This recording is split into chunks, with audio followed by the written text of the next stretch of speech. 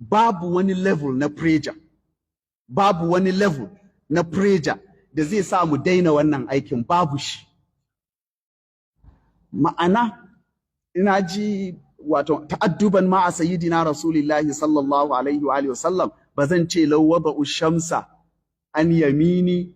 wal qamara an yasari ba, bazan ce ba, ta'adduban ma'al habibi sallallahu alaihi wa alihi wasallam. Amma matukan fina nafasun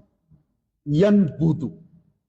matukan akwai numfashi a cikinmu,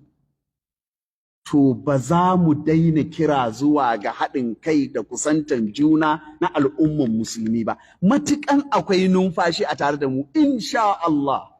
ba za mu daina ba. Kuma wannan ɗan abin da aka yi a wajena, ni ban san su sauran 'yan uwa ba,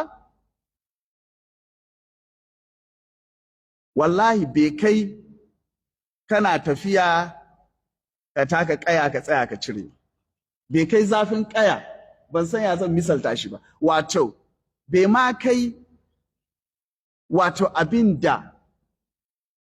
ba wani abu bane a takaice, ba wani abu bane wannan. Inda za a linka irin wannan prejan sau dubu,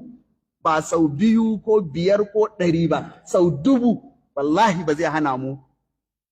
ba zai samu infina daga abin da muka yi imani da yaƙini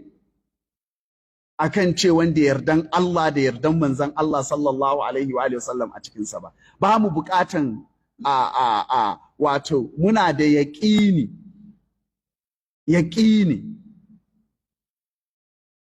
nakadu naqulu bi annahu la yaqbalu al-mazid,